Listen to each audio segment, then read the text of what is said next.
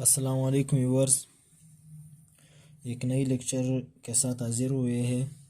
देखो, पिछले लेक्चर में हमारा जो क्लासिकल फिज़िक्स था वो भी हमने पढ़ लिया, और उसके साथ जो क्लासिकल फिज़िक्स के ब्रांचेस थे वो भी हमने सारी डिस्कस किए। अब हम पढ़ने वाले हैं मॉडर्न फिज़िक्स को।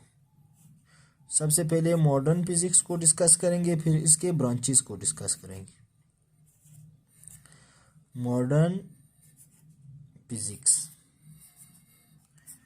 देखो हमने पहले कहा था कि फिज़िक्स जो है उनको बेसिकली दो ब्रांचेस के अंदर डिवाइड किया गया है। एक हमारे पास क्लासिकल फिज़िक्स था, अब हम पढ़ेंगे मॉडर्न फिज़िक्स। अब मॉडर्न फिज़िक्स के अंदर हमने क्या पढ़ना है, देखे कौन से लॉज कौन से कानून पढ़ने हैं। Modern physics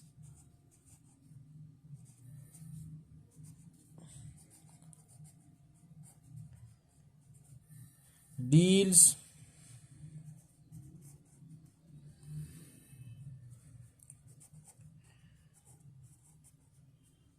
with the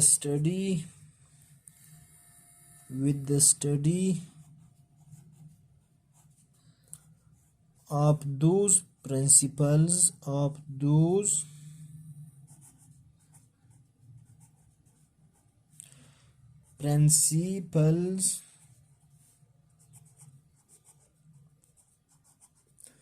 which are developed in many branches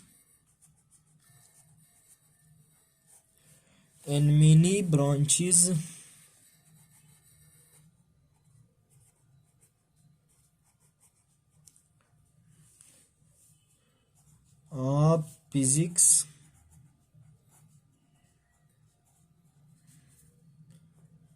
in 20th century.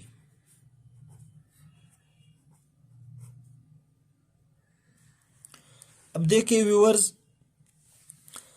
हम लोगों ने क्लासिकल फिज़िक्स के अंदर क्या पढ़ा था। क्लासिकल फिज़िक्स में हमने कहा था कि क्लासिकल फिज़िक्स के अंदर हम वो लॉज कवानीन डिस्कस करते हैं जो 20th सेंचुरी से बिफोर पहले डेवलप्ड हुए हो फिज़िक्स के ब्रांचेस के अंदर। लेकिन या मॉडर्न फिज़िक्स में हम क्या डिस्कस करेंगे।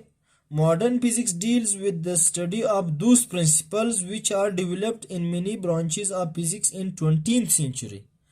मॉडर्न फिजिक्स के अंदर हमने उन प्रिंसिपल को स्टडी करना है जो कि डेवलप्ड हुए हैं, मुतारिफ किए गए हैं फिजिक्स के कई शाखों में इन 20th सेंचुरी, यानी 20वीं सदी में जितने भी लॉज कवानीन फिजिक्स के अंदर आए हैं हमने उनको इकट्ठा करके उनको क्या नाम दे दिया, मॉडर्न फिजिक्स का नाम दे दिया।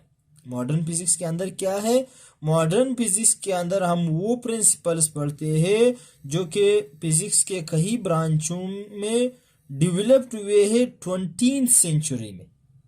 20वीं सदी में जितने भी लॉज कवानीन फिजिक्स के अंदर आए हैं हम उनको मॉडर्न फिजिक्स के अंदर पढ़ते हैं।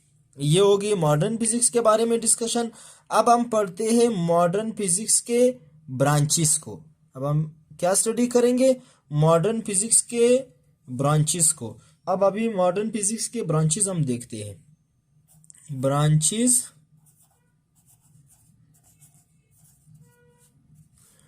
ऑफ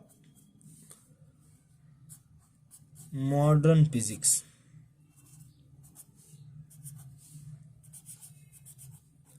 जैसे कि क्लासिकल फिजिक्स के हमने ब्रांचेस पढ़े थे, इसी तरह मॉडर्न फिजिक्स की भी क्या है, ब्रांचेस है। अभी हम उनको डिस्कस करेंगे वन बाय वन।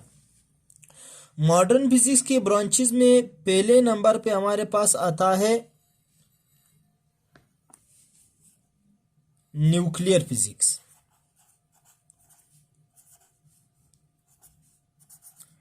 ये जो न्यूक्लियर फिजिक्स है ये ब्रांच है किसका, मॉडर्न फिजिक्स का।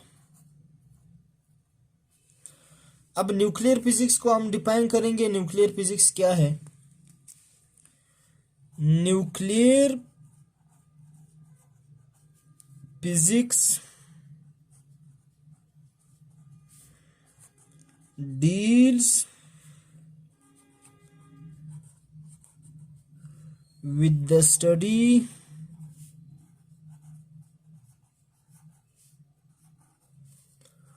of structure,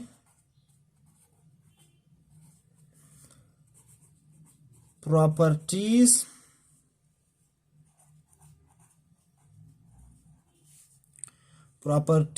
and reactions of nuclei of the atoms।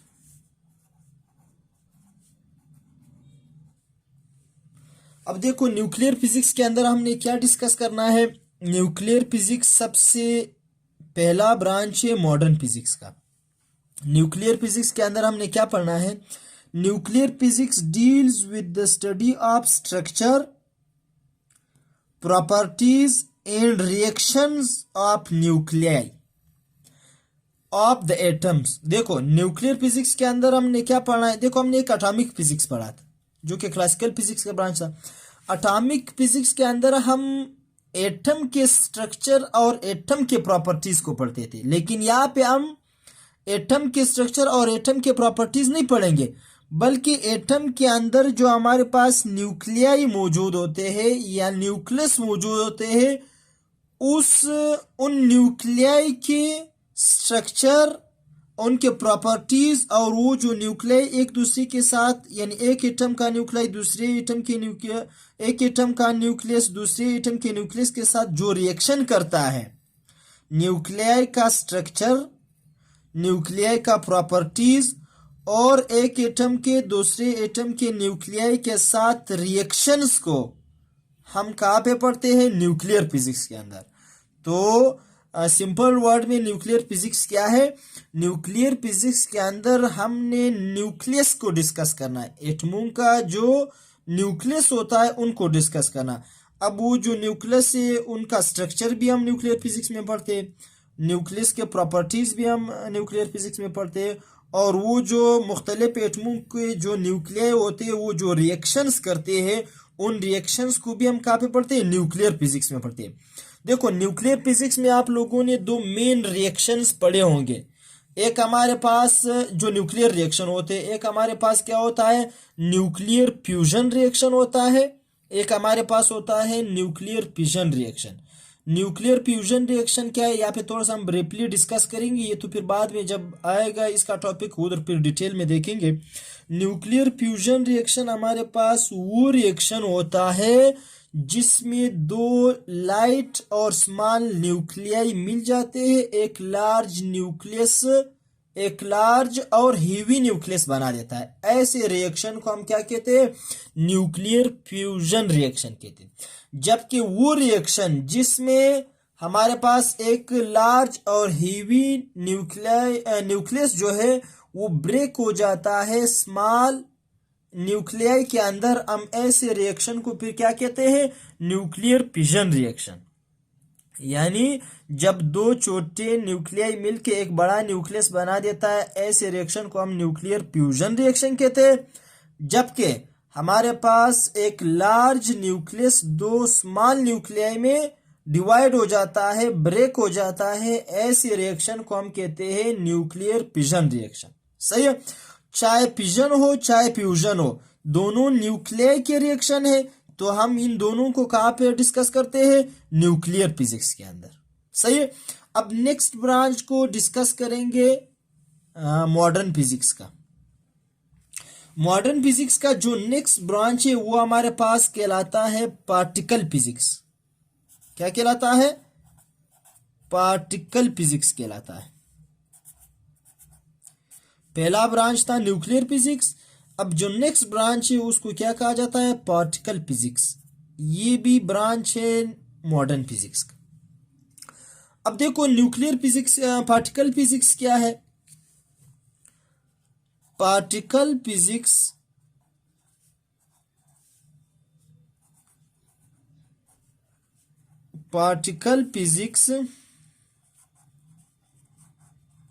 deals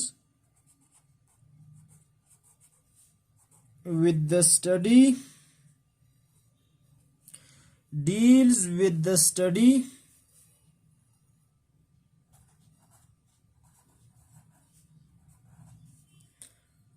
of element deals with the study of elementary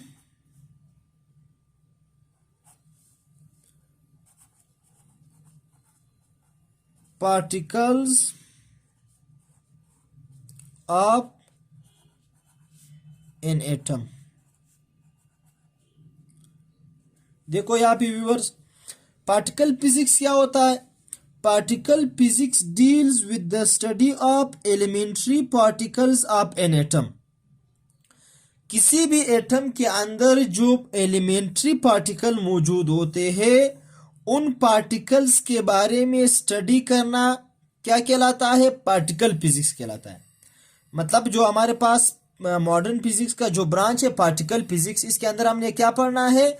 एक एटम के अंदर हमारे पास जो एलिमेंट्री पार्टिकल मौजूद होते हैं, इन पार्टिकल के बारे में स्टडी करना क्या कहलाता है?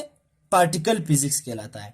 पार्टिकल फिजिक्स के अंदर हम किसी भी एटम के एलिमेंट्री पार्टिकल्स को स्टडी करते हैं। अब देखो व्यूअर्स, एलिमेंट्री पार्टिकल्स पहले क्या थे एटम के अंदर? पहले जब अभी मॉडर्न एटॉमिक थ्योरी से पहले, मतलब जो रिसेंट एटॉमिक थ्योरी आई हुई है, इससे पहले लोग क्या समझते थे कि एटम के अंदर जो प्रोटॉन है, जो न्यूट्रॉन है, जो इलेक्ट्रॉन है, ये सब हमारे पास एलिमेंट्री पार्टिकल है। लेकिन अब ऐसा नहीं रहा। अब हमारे पास एटम के अंदर इलेक्ट्रॉन और जो एटम के इर्द गिर्द जो इलेक्ट्रॉन होते हैं और एटम के न्यूक्लियस के अंदर जो हमारे पास क्वार्क्स होते हैं, ये एलिमेंट्री पार्टिकल्स कहलाते हैं। न्यूट्रॉन और प्रोटॉन अब एलिमेंट्री पार्टिकल नहीं रहा। अब आप कहते होंगे कि सर एलिमेंट्री पार्टिकल क्या होते हैं? पहले तो हमें ये बताओ। एलिमेंट्री पार्टिकल को इस तरह डिफाइन किया गया है कि किसी एटम के अंदर वो पार्टिकल जो फर्दर मोर उसके अंदर कोई दूसरा स्मॉल पार्टिकल एग्जिस्ट ना करे, वो पार्टिकल क्या कहलाता है? Elementary particle. मतलब एलिमेंट्री पार्टिकल वो पार्टिकल होते हैं जिसके अंदर कोई दूसरा छोटा पार्टिकल मौजूद ना हो, मतलब ये फर्दर छोटे पार्टिकल्स में डिवाइड ना हो, वो पार्टिकल एलिमेंट्री पार्टिकल कहलाते हैं जो फर्दर स्मॉल पार्टिकल के अंदर डिवाइड ना हो। अब देखो इलेक्ट्रॉन जो है हमारे पास वो एक एलिमेंट्री पार्टिकल है, क्योंकि इलेक्ट्रॉन जो है वो फर्दर स्मॉल पार्टिकल में डिवाइड नहीं हो सकता, मतलब फर्दर स्मॉल पार्टिकल इसके अंदर एग्जिस्ट नहीं करते। जबकि हमारे पास जो प्रोटॉन न्यूट्रॉन है इसके अंदर पार्टिकल्स मौजूद होते हैं छोटे, इसलिए ये एलिमेंट्री पार्टिकल नहीं है। क्योंकि ये जो हमारे पास प्रोटॉन और न्यूट्रॉन होते हैं ये स्मॉल पार्टिकल से बने हुए हैं। यानी इसके अंदर क्या होते हैं? इसके अंदर जो हमारे पास प्रोटॉन और न्यूट्रॉन होते हैं इसके अंदर स्मॉल पार्टिकल होते हैं। जैसे कि प्रोटॉन के अंदर भी क्वार्क्स मौजूद होते हैं, न्यूट्रॉन के अंदर भी क्वार्क्स मौजूद होते हैं। तो अगर हम मुख्तसर इस पार्टिकल फिजिक्स को दोबारा देखें तो इसके अंदर हमने एटम के अंदर जो एलिमेंट्री पार्टिकल्स होते हैं उनको हमने डिस्कस करना है। अब सवाल पैदा होता है कि सर एलिमेंट्री पार्टिकल क्या है?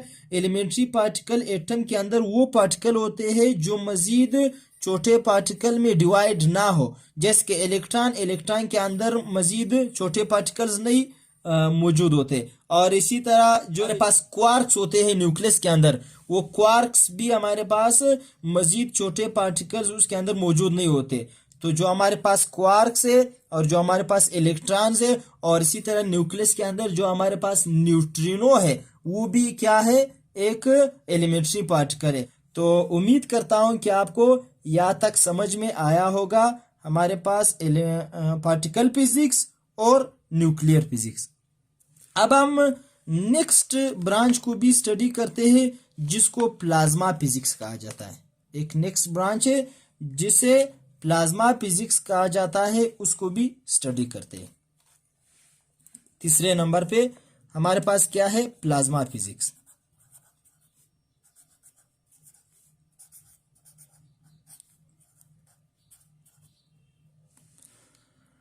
देखते हैं प्लाज्मा फिजिक्स को। तो व्यूअर्स अब तीसरी ब्रांच ऑफ मॉडर्न फिजिक्स को देखते हैं। देखो व्यूअर्स, इसको प्लाज्मा फिजिक्स कहा जाता है। ये मैंने लिख लिया था कि वीडियो लंबा ना हो जाए, इसलिए। अब देखो यहाँ पे प्लाज्मा फिजिक्स क्या होता है। Plasma physics deals with the study of production and properties of complete ionic state of matter that is positively charged nuclei and detached electrons। अब प्लाज्मा फिजिक्स के अंदर हमने क्या पढ़ना है?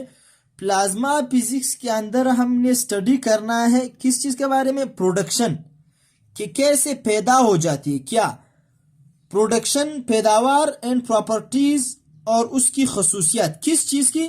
आप complete ionic state of matter, मादे का जो कंप्लीट आयोनिक स्टेट है। आयोनिक स्टेट का मतलब कि जिसमें बिल्कुल आयन्स बने हुए हैं, पॉजिटिव और नेगेटिव आयन बने हुए हैं। जब मादा आयन की शक्ल में मौजूद हो, मैटर आयन की शक्ल में मौजूद हो, उसको हम कहते हैं प्लाज्मा स्टेट ऑफ मैटर।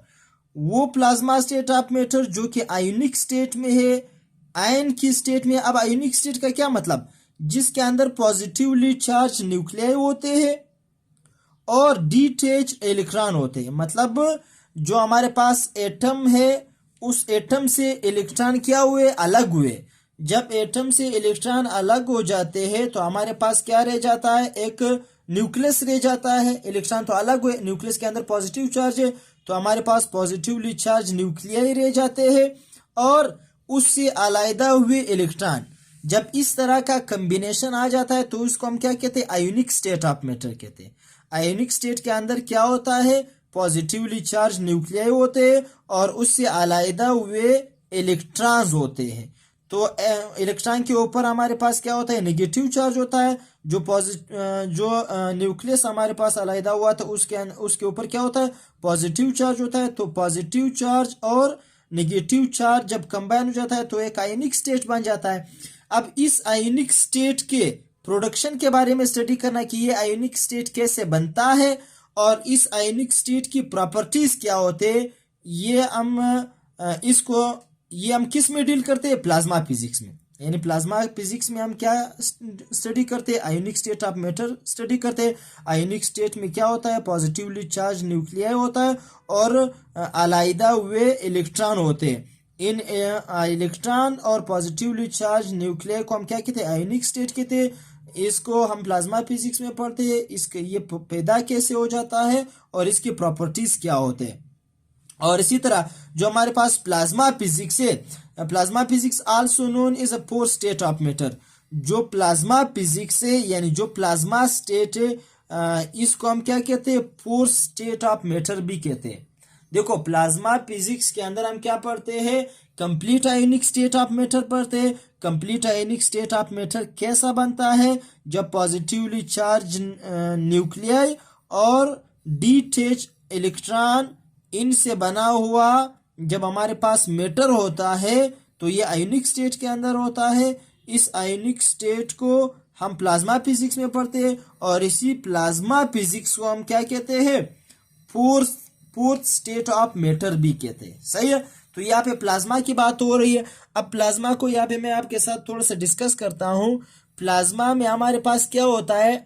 ऐसा मादा जिसके अंदर पॉजिटिवली चार्ज न्यूक्लियाई होते हैं और हमारे पास डिटैच्ड इलेक्ट्रॉन होते हैं, यानी उन न्यूक्लियाई से अलग हुए इलेक्ट्रॉन होते हैं और हमारे पास न्यूट्रल एटम भी होते हैं।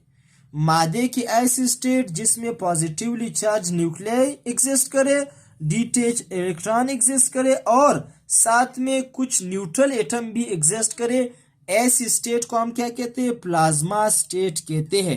अब इस प्लाज्मा स्टेट को फिर आयोनिक स्टेट भी कहा जाता है। इस आयोनिक स्टेट या इस प्लाज्मा स्टेट के बारे में स्टडी करना हम कौन से ब्रांच में करते हैं?